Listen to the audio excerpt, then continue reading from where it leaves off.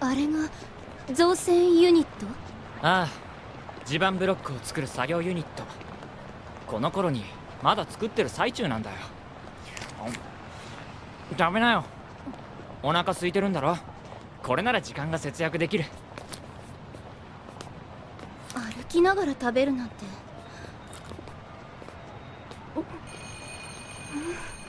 So things are starting to get pretty interesting in the Unicorn series with the mystery behind Laplace's box. And first of all, I just wanted to say that this episode brought back so many cool memories, and one of them is the Marita Cruz chase scene. And honestly, I forgot how cool she looked during this scene. She was like riding from Metal Gear Solid, just like sprinting towards Banagher. It was so awesome. It was pretty action filled, it really was, and it's really great to see this again. This scene also brought back some redeeming characteristics of Banagher Lynx, and when things are getting tough, he doesn't actually cower behind somebody, he, actually fights to protect those around him. And usually after watching all the OVAs, I was like, wow, this guy is very overly emotional, and I've always referred to him as a guy that gets his lunch money stolen by other people. But this scene is starting to bring back the memories that actually show Banagher not being a total, well, complete bitch. I mean, you could literally see Banagher not have any sort of hint of being a scared and whiny protagonist Gundam boy there, and he actually secretly programs his Haru to create a little distraction for him and Audrey to escape safely. And we even got to see good old Banagher do a little martial arts against those two goons in Marita Cruz, which was honestly pretty freaking cool, so he earns a little bit of redemption points from me.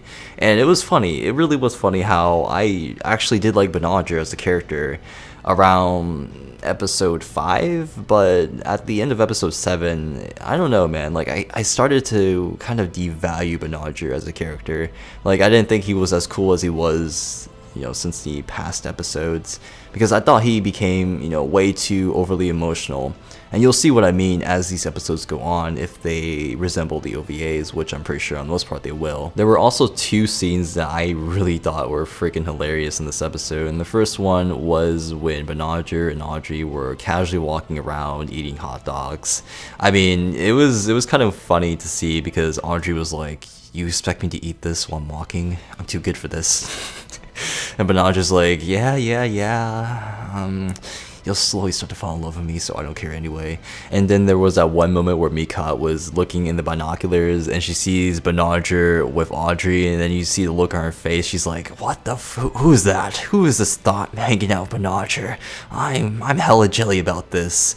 So that honestly made me actually smirk a bit. It was pretty funny. Things start to get a bit more serious when Banagher and Audrey finally are able to actually visit the Vis Foundation's mansion. And this is the point where people who have actually watched the anime itself get the feels. Well, I got the feels a bit, by what happens later on. But anyways, this is when Audrey pretty much tells Banagher that she doesn't need him. And this is the first occurrence where you get to truly realize how Banagher is overly emotional. Because he's like, and then he just puts his head down, well, that's it. What was really interesting about this scene the most, coming from a person who actually watched the OVA already, is the actual picture of the lady in the unicorn. And you'll slowly start to appreciate this painting as the series goes on and progresses a bit more smoothly. It really is a painting that once you finish the series and you look back at it, you're like, yep, this painting is hella good. It's really cool. The highlight of this episode for me was obviously the conversation between Zimmerman and Cardius regarding Laplace's box, and also the very uninvited presence of Londobel forces. And we even get to see that Zeon soldier or Neo Zeon soldier go apeshit. He's like, oh god, there are so many Londobel forces here.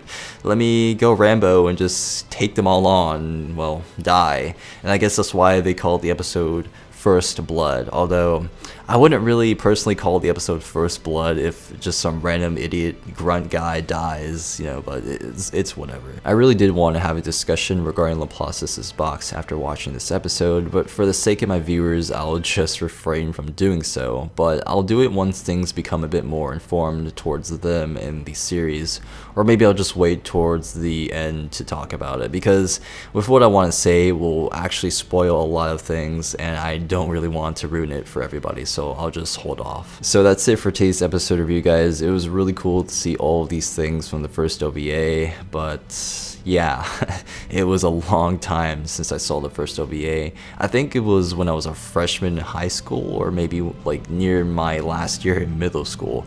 It was that long ago, and it was crazy to really think about it. But anyways, how did you guys enjoy this episode? Just leave it down in the comments below. And as always, thank you for watching, and I'll see you guys later.